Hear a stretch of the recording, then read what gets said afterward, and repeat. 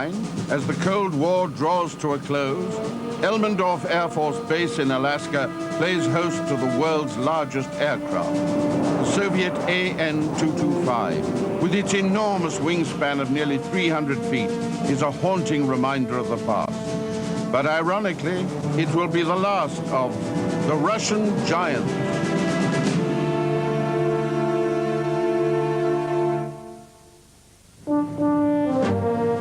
From the earliest times, Soviet designers had a reputation for producing large aircraft. Before World War II, most Russian giants began life as bombers. Some, like the TB-3 designed by Tupolev, were converted for use as transport aircraft.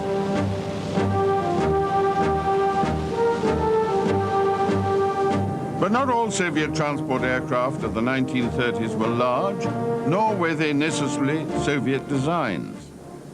The PS-84 was a Soviet version of the American Douglas DC-3 built under license. In 1936, the Russian aircraft engineer Boris Lizunov was sent to America to see the construction of the DC-2 at first hand. Aeroflot had bought one, and Lizunov's visit was intended to give the Russians some technical background. And while he was in America, Lizunov saw the DC-3 and sent enthusiastic reports back to the Soviet Union. As a result, the Soviet government negotiated a license to manufacture a Russian version of the DC-3. Lizunov returned to the Soviet Union to supervise production.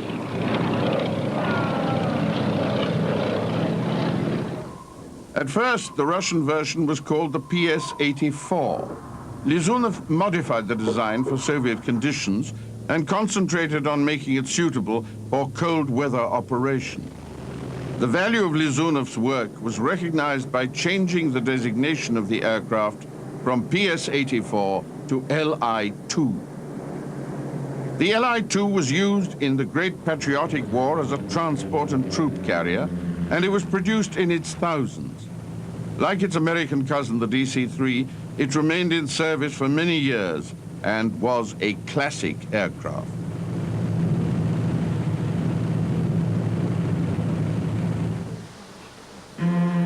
The AN-2 was the work of designer Oleg Antonov.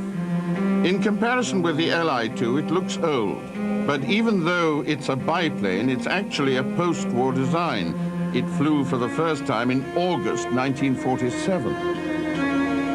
Antonov began his career designing gliders, and the AN-2 was his first powered aircraft.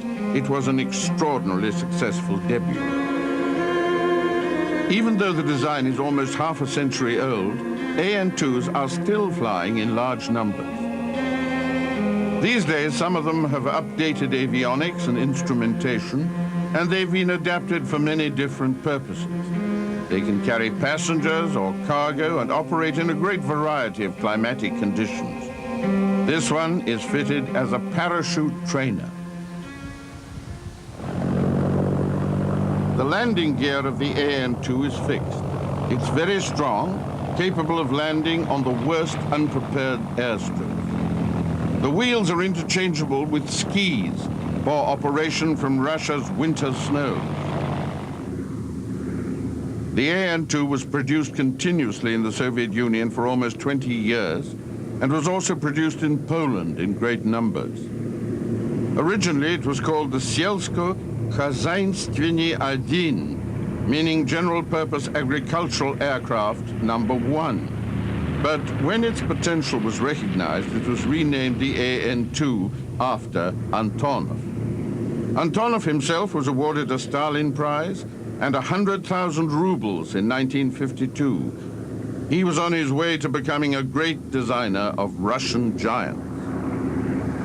The Ilyushin Design Bureau was to become another producer of large Soviet aircraft.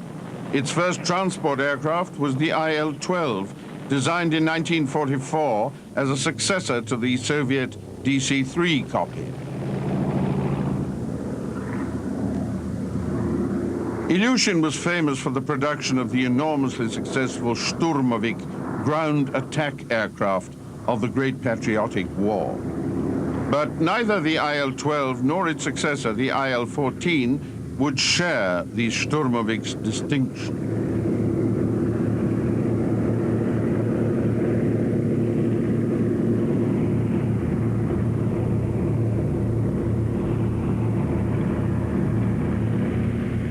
Like most Soviet aircraft, the IL-12 and 14 were designed for a combination of civil and military use. The IL-12 went into service with both the Red Air Force and the Soviet airline Aeroflot immediately after the war.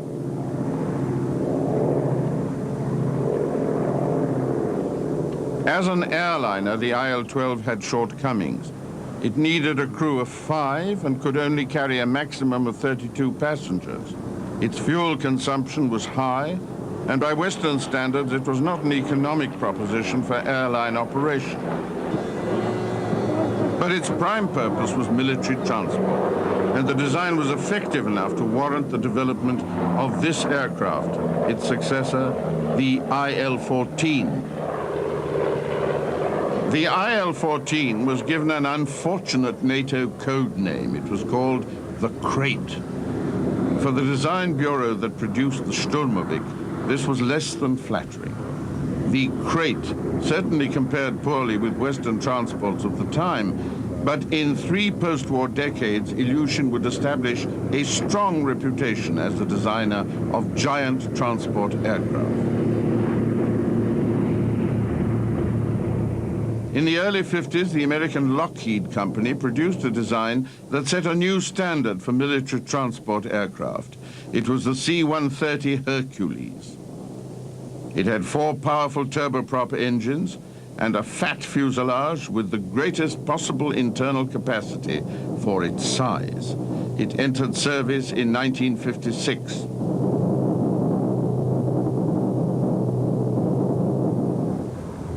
The development of Soviet transport aircraft had fallen behind the West. In 1956, the best Soviet transport was the twin-engine Crate. Nikita Khrushchev encouraged the development of new Soviet transports, but it was almost 4 years before Soviet military transport aviation answered the C-130. The new aircraft was from the Antonov Bureau. It had high wings and 4 turboprops. It looked remarkably like the Hercules. The AN-12 was codenamed Cub by NATO. Its configuration, size, and mission all coincided closely with C-130, but in some ways it was cruder. The C-130 was completely pressurized and air-conditioned. The AN-12's cargo hold was not. The original engines of the C-130, at 4,500 horsepower each, were slightly more powerful than those of the AN-12. The wingspan of the Hercules was 132 feet, 8 feet greater than the AN-12. But the AN-12 was about 8 feet longer.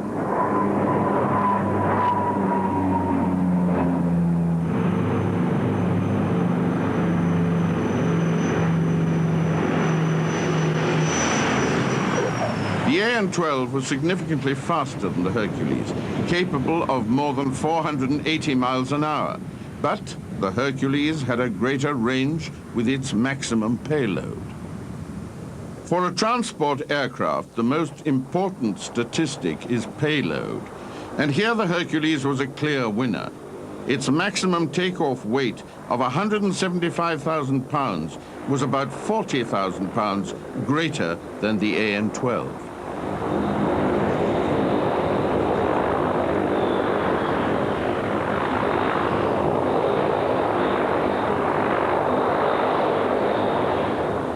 The AN-12 was not a new design. It was a development of the Antonov AN-10A, a commercial transport that had considerable teething troubles. In 1959, design conferences were held to improve its performance and adapt it for military use. The wingspan was reduced to give extra speed, and the fuselage was lengthened to increase cargo and fuel capacity. A defensive gun position was added to the tail, and the large rear door was fitted.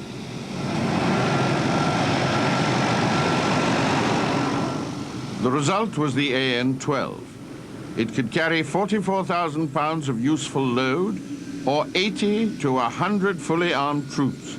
It could operate from poor airfields, and it could be fitted with skis for use in snow. At last, the post-war Soviet Union had a competitive transport aircraft. The AN-12 came just at the right time. In the early 60s, a new doctrine of air mobility was added to Soviet military thinking. It involved a variety of concepts, from air mobility in nuclear war to air transport support of deep offensive operations.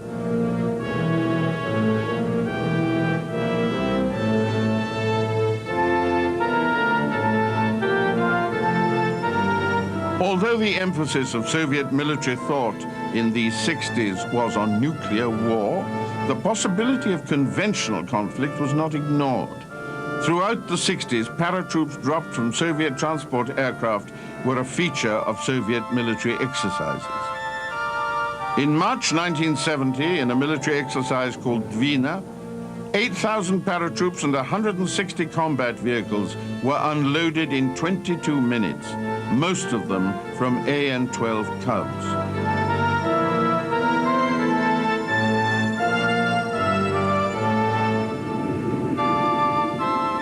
The Cub has been used for a variety of tasks in addition to its straight cargo or troop-carrying role. This one is being used at the Zhukovsky Institute outside Moscow to test ejection seat systems. Less unusual variants of the Cub have included two different versions adapted for electronic intelligence, some in service with Soviet naval aviation. There's also an electronic countermeasures version designed to fly in orbit just inside Soviet borders. It carries equipment to jam the radars of NATO Hawk missile batteries. The adaptation to test ejection seats is one of the more unusual variations of the basic Cub.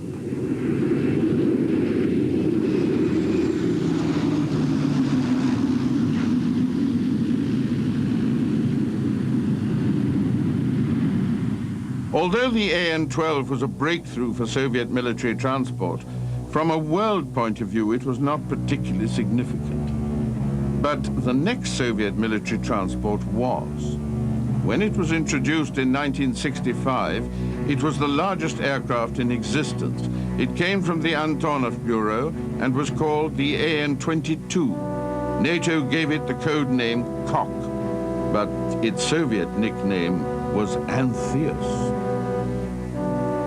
The name was an unfortunate choice because in Greek mythology, the wrestler Antheus was invincible so long as he had one foot in contact with his mother, the Earth. Like its namesake, the Antonov AN-22 Antheus was more impressive when it remained in contact with the Earth than when it was in the air.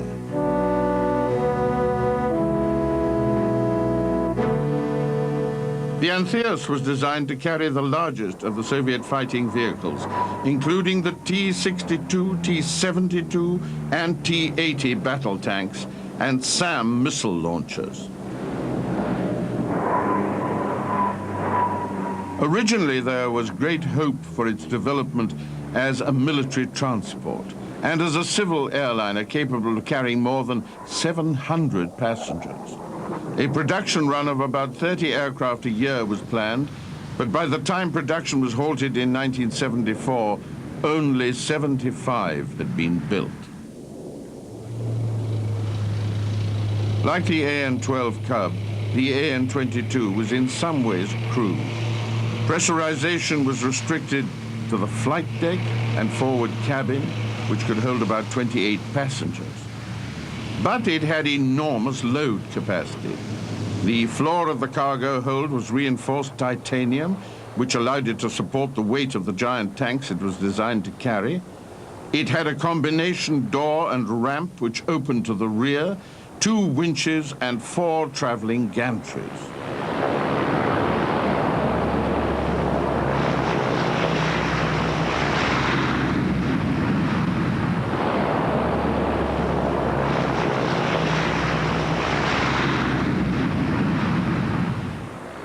The wingspan of this giant turboprop aircraft was 211 feet. It had a top speed of 460 miles an hour, and it could lift 180,000 pounds of freight. In one record attempt, it lifted 100 metric tons, about 220,000 pounds, to a height of 25,000 feet. But in spite of its success as a record breaker, the AN-22 was a disappointing aircraft in service. The Antonov Bureau would have to wait some years before it could establish genuine preeminence as a designer of giant aircraft. In the late 60s, the Ilyushin Design Bureau was given the task of designing a transport aircraft with 4 turbofan engines. It was to be in the same class as the U.S. Air Force's C-141A Starlifter. The result was the IL-76, codenamed Candid by NATO. The prototype flew for the first time in March 1971. It was similar in appearance to the Starlifter, but a bit larger overall. Its wingspan was 165 feet and its length 153. It was a big aircraft, but by no means a giant. One of the briefs of the IL-76 was that it should replace the turbo-powered AN-12 Cub. Its designers were required to produce an aircraft that could carry almost 90,000 pounds of freight a distance of 3,100 miles in less than 6 hours. All this had to be achievable in the harshest conditions of a Siberian winter. It was a versatile aircraft. This version is able to carry and drop large quantities of fire retardant. In July 1975, the IL-76 established 25 official payload to height and payload at speed records. NATO identified 5 different versions of the basic IL-76. There is also an airborne early warning and control version known by NATO as Mainstay. Another major variant of the IL-76 was the result of 10 years of development from the mid-70s to the mid-80s. It is the in-flight refueling version known to NATO as Midas. This Midas is refueling a group of Sukhoi 27s, present-day Russia's premier frontline fighter. In the 1950s, the Soviet Air Force used a wingtip-to-wingtip system, a fuel line from the wingtip of the tanker connected to a fueling nozzle on the wingtip of the receiving aircraft. In the system used by the Midas, multiple lines are extended from the fuselage and wings of the tanker. They connect to the extendable refueling nozzles in front of the pilot's canopy on the Su-27. Using this system, it's possible to refuel 3 aircraft at one time.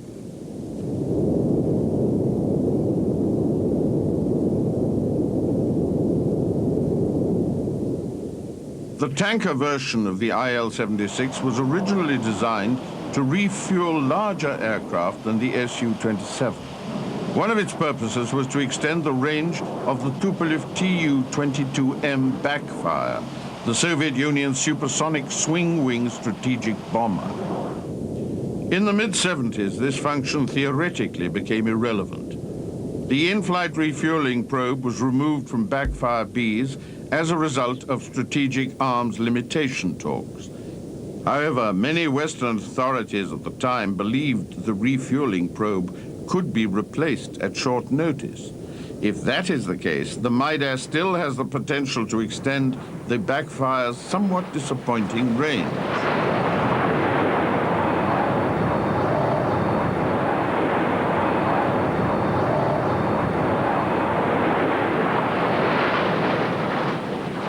The Midas is certainly an effective companion to the superb Russian Su-27 and MiG-29 fighters, allowing their operational radius to extend deep into Europe and Asia.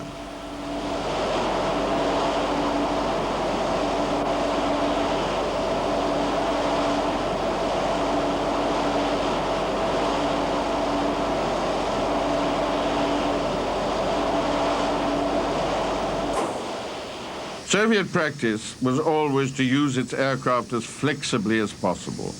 This IL-76 is performing extremely low-level cargo drop test runs.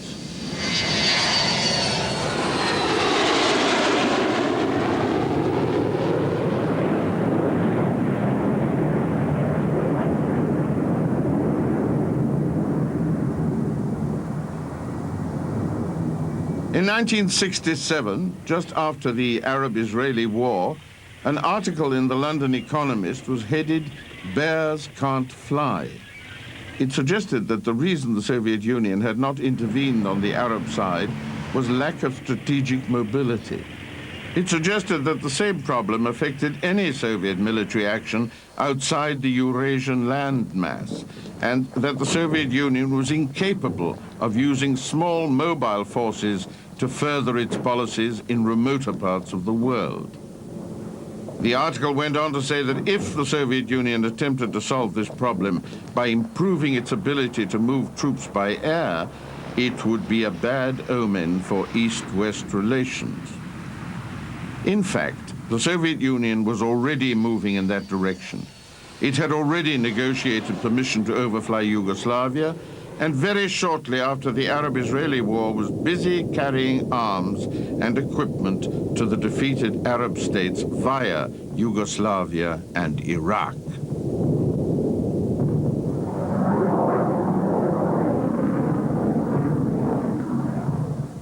By the time the 1973 Arab-Israeli conflict broke out, the Soviet Union was in a position to offer far greater air transport assistance than had been the case in 1967.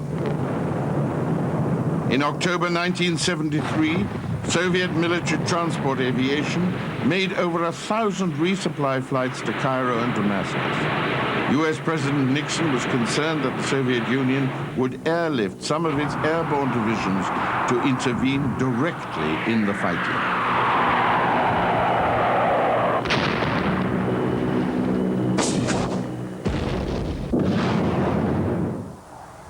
Nixon declared a Defense Condition 3 alert and placed the US 82nd Airborne Division on an advanced state of readiness.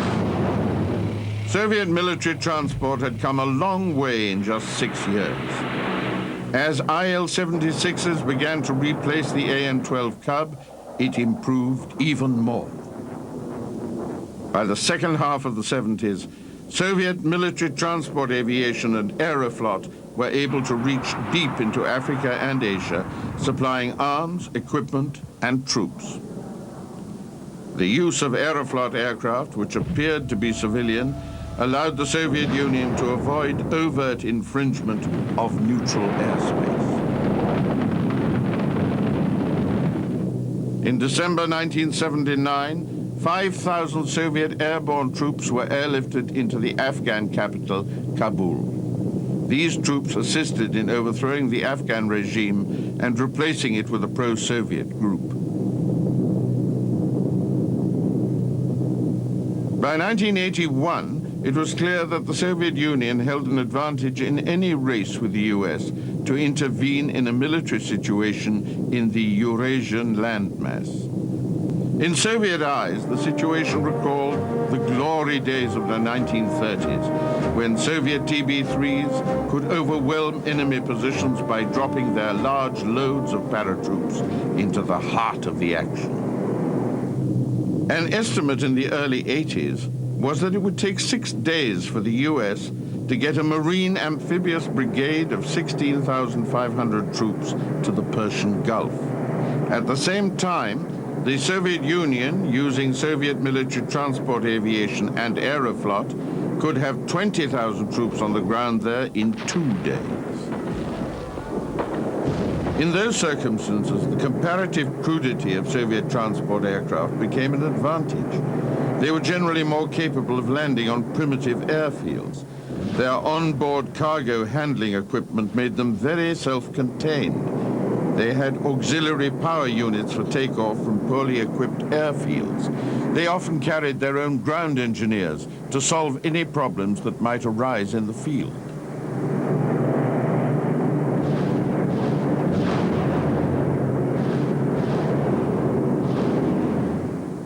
Outside Eurasia, the Soviet airborne divisions of the AN-12s, AN-22s, and IL-76s had their shortcomings, and America compared better. Soviet military exercises were impressive, but there was a problem with the aircraft that delivered tanks and troops to the battlefield. Production of the giant AN-22 had finished in 1974, and it had not been replaced.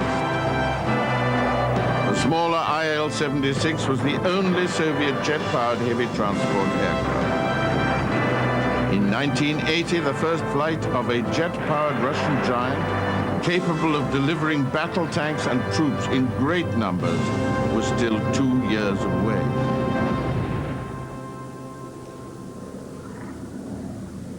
In the meantime, there was a succession of developments in smaller Soviet transports. In the late 50s, the Antonov Bureau designed a short-range turboprop aircraft to replace the old piston-engined Lizunovs and Ilyushins on Aeroflot's feeder routes. For a Western company, operating economy would be a crucial factor. But in the Soviet Union, it was not considered important. The primary aim was to build a very tough aircraft that could cope with a very tough operating environment. The AN-24 was originally intended to carry less than 40 passengers. But by the time the prototype flew in 1960, it had become a 44-seater. Later, more seats were added. Eventually, it became a genuine 50-seater. The AN-24 went into airline service with great success. By 1969, AN-24s had carried more than 25 million passengers. A comprehensive upgrade of the AN-24 resulted in this aircraft, the AN-26, known by NATO as Kurl. It was developed especially for Soviet military transport, but the service aircraft belonged, nominally at least, to the Soviet airline Aeroflot. The AN-26 can carry just over 12,000 pounds of freight. It can be converted very quickly from its standard freight configuration to accommodate troops or stretchers. The conversion only takes 20 to 30 minutes in the field. It has the unique Antonov loading ramp. When it's retracted, this ramp forms the underside of the rear fuselage. It can be slid forwards under the rear of the cabin to allow loading directly onto the floor of the cargo hold. Or it can be opened in flight if cargo or paratroops are to be airdropped. An improved version of the AN-26 was introduced in 1981. It was equipped to carry 3 large freight containers. A new loading system was built into the cargo hold. It gave a high level of operating efficiency. A crew of only 2 men could load or unload all 3 containers, the entire cargo of the aircraft, in 30 minutes or less.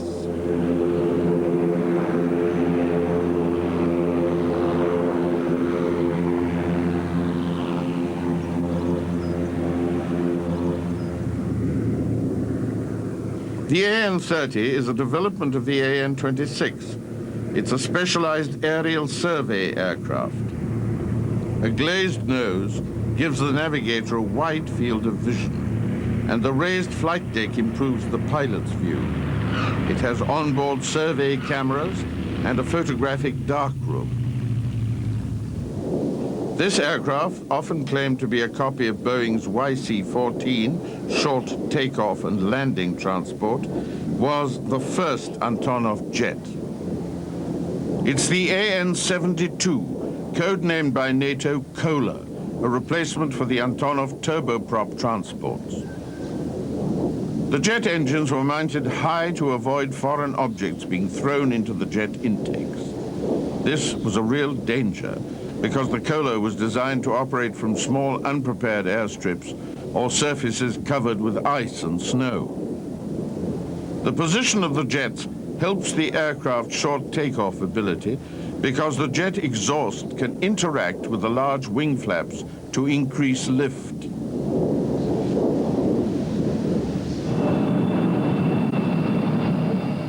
In 1968, the Lockheed C-5A Galaxy took the title of the world's largest aircraft from the Antonov Antheus. The Galaxy's wingspan was 222 feet.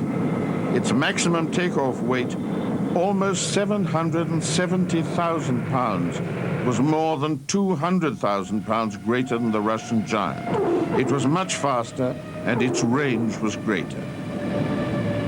It was unchallenged as the world's largest aircraft for 14 years. The performance of the AN-22 Antheus was disappointing to the Soviet authorities.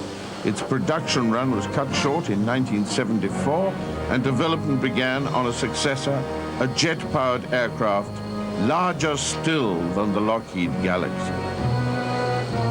The prototype did not fly until December 1982, but when it eventually took to the air, it assumed the title of the world's largest aircraft. It was designed by the Antonov Bureau, building on what Antonov had learned from the Antheus. It also benefited from American experience with the Galaxy.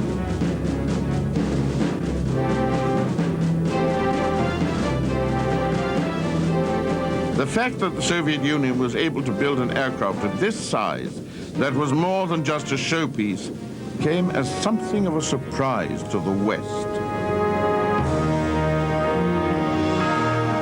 In the early 80s, Western authorities were not sure of the state of large jet engine development in the Soviet Union. They didn't know whether Soviet turbofan engines were comparable with those of the West in power and fuel economy.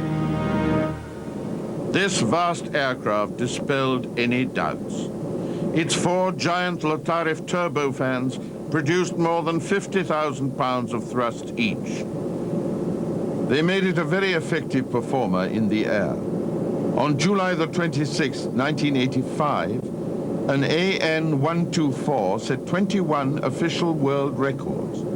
It lifted a payload of more than 377,000 pounds to a height of 35,000 feet. This was 53% greater than the previous record, which had been set by the Galaxy. The first AN-124 seen in the West appeared at the Paris Air Show in 1985. It was named the Ruslan, after the giant Russian hero immortalized by Pushkin.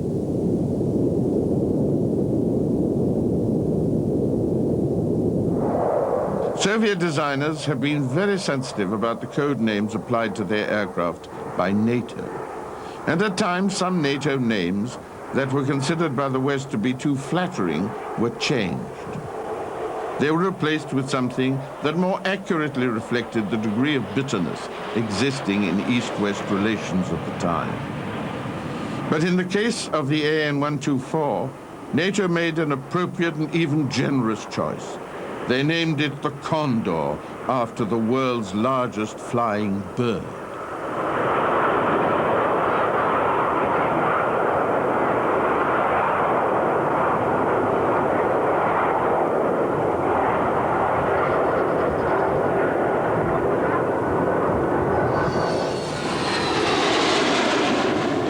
The Condor is similar in appearance to the Lockheed Galaxy.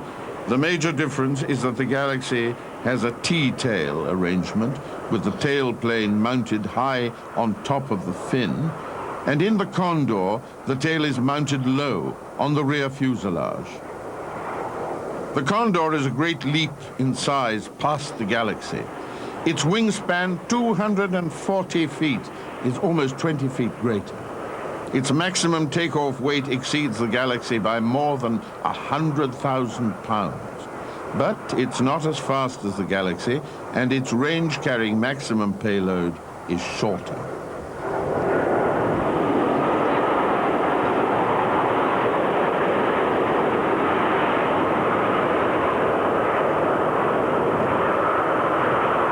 Soviet accounts of the development of the Condor say that it was relatively trouble-free. Once it entered service, there was little need to make significant changes, either to the structure or the subsystems of the aircraft. By 1986, there were 5 in service. They were being used principally for heavy lift work in Siberia. On one flight, a Condor carried an 80 metric ton turbine into Central Asia. It had to be loaded with a specially built cradle.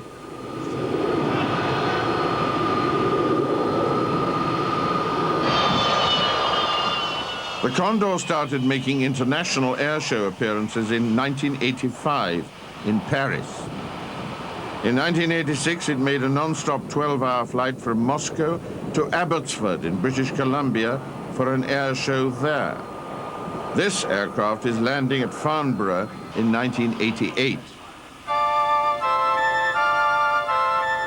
One of the great challenges in an aircraft of this size is the design of landing gear and brakes. The Condor's braking system includes protection against overheating that could lead to tire burst. Small airfoils are placed inside the wheel hubs to draw in cooling air during the aircraft's ground roll. The Condor was developed in the days before perestroika, but even so, help with the design of the landing gear and braking system was sought in the West. Antonov tried to arrange meetings with the European landing gear and brake manufacturer to ask for information about their carbon brakes. The requests were rejected. In the end, the landing gear was a major achievement. There are 24 wheels, and the system is designed so that the aircraft can operate from a variety of substandard surfaces. These include unprepared airfields, hard-packed snow, and ice-covered swampland. But it must take great courage to land an aircraft as heavy as this on ice. The Condor has a crew of 7 plus reserve crew. It can carry up to 88 passengers on the upper deck. It has an advanced fly-by-wire control system. In 1989, the Soviet Union began to offer the AN-124 for charter to international customers who needed access to an aircraft with unusually large lift capacity. This AN-124 is landing in Hamburg, Germany, for a very special mission.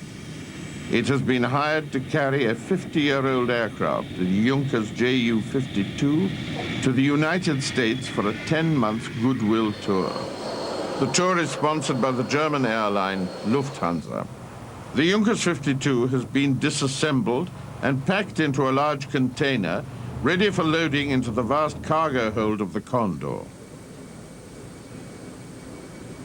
The main hold is cavernous. It's 118 feet long and 21 feet wide. The whole of this area is floored with titanium to give the strength necessary to support the immense loads it's designed to accommodate. The structure of the hold also uses a large amount of composite material, which gives great strength with less weight than metals.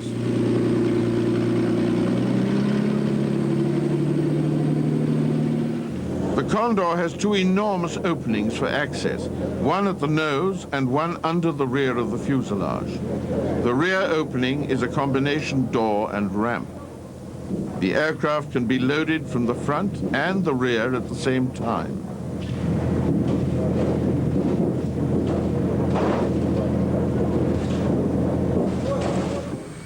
It has a crew of 7 with accommodation for reserve crew for long flights.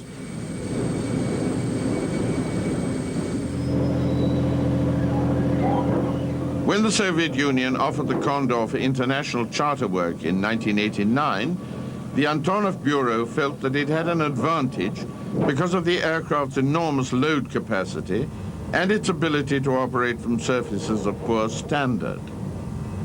At the time, the AN-124 was far ahead of its rivals as the largest and most powerful aircraft in the world. But Antonov were already testing a development of the AN-124 that would take the concept of giant aircraft another major step forward.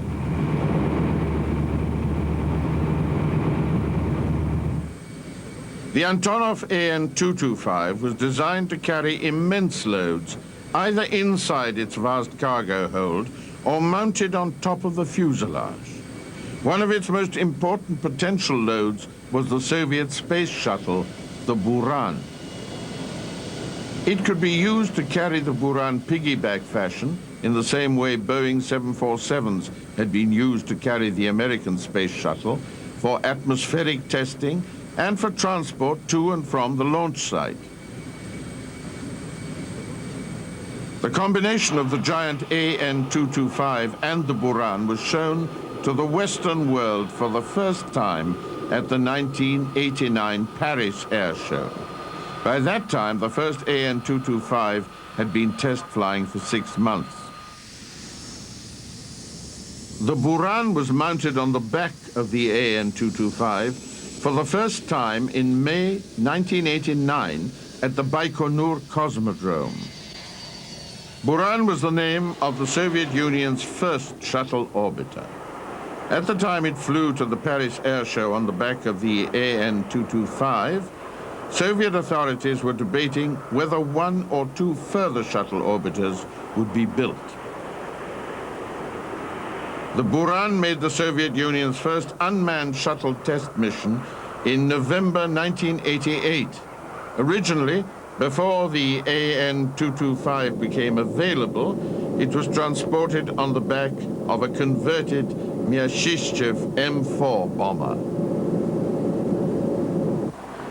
The Paris Air Show has been used many times to introduce new Soviet aircraft to the West. The AN-225 was the 3rd Soviet holder of the title, the world's largest aircraft, to make its Western debut there. This new giant and the Soviet Union's shuttle attracted tremendous international interest in the 1989 show.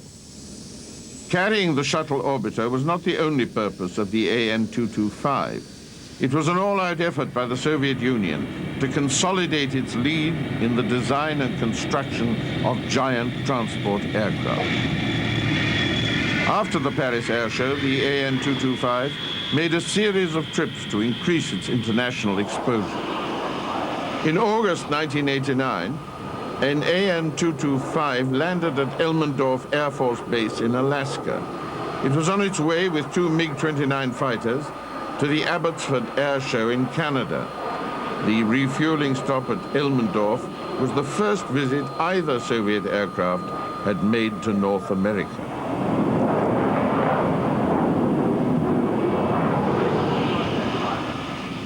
The evolution of this Soviet giant was extraordinary.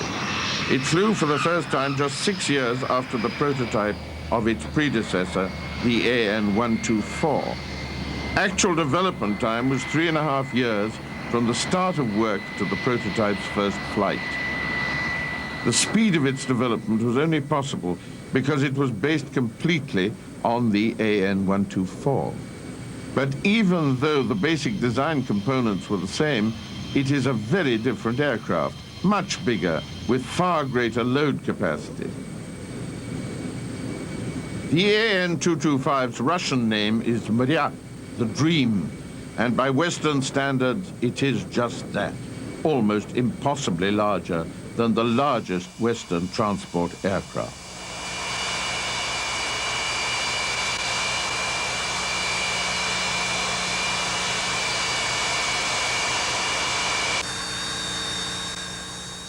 The AN-225 has the same engines as the AN-124, Lotarev D-18s, but it has 6 of them instead of 4.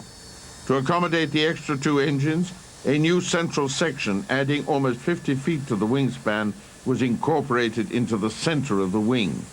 This means that the wingspan of the Dream is 290 feet. Apart from the new central section, the wings are identical to those of the AN-124. The AN-225's maximum takeoff weight is more than 25% greater than any previous aircraft. It is 600 metric tons, about 1,300,000 pounds. 250 tons of this is payload. It's 100 tons greater than the payload the AN-124 could carry, and it's about twice as much as the Lockheed C-5 Galaxy. The nose gear has two side-by-side twin-wheel units. They can kneel, allowing the nose to drop close to the ground for loading. The main landing gear each have 7 sets of 2 wheels, 28 wheels in all. This gives such a load-bearing spread that the AN-225, in spite of its immense bulk, can operate from unprepared fields.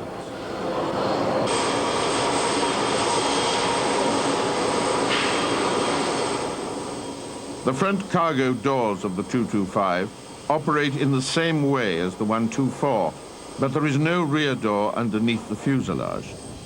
To compensate, the 225 has the extra flexibility of being able to carry large external loads.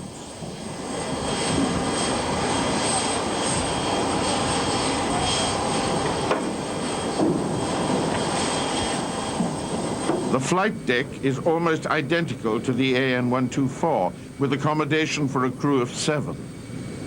The fuselage was lengthened 23 feet by adding 2 additions fore and aft of the wing. Almost all this new length is included in the cargo bay, which is 141 feet long. The AN-225 needs 11,500 feet of runway to take off. With a full internal payload, it has a range of 2,800 miles. It is alone in the world of aviation in size. It dwarfs its antecedent, the AN-124, which in turn dwarfed other large aircraft like the C-5 and the Boeing 747. The Antonov Design Bureau has made extraordinary progress. Oleg Antonov's vision of quality in Soviet transport aircraft began with the modest AN-2 biplane in 1947. Within 40 years, his bureau has designed the world's 2 largest aircraft. With the introduction of the Condor and 6 years later the Dream, Antonov had dragged the Soviet Union back to the top of the world's producers of large aircraft, a position it had not held since the early 1930s.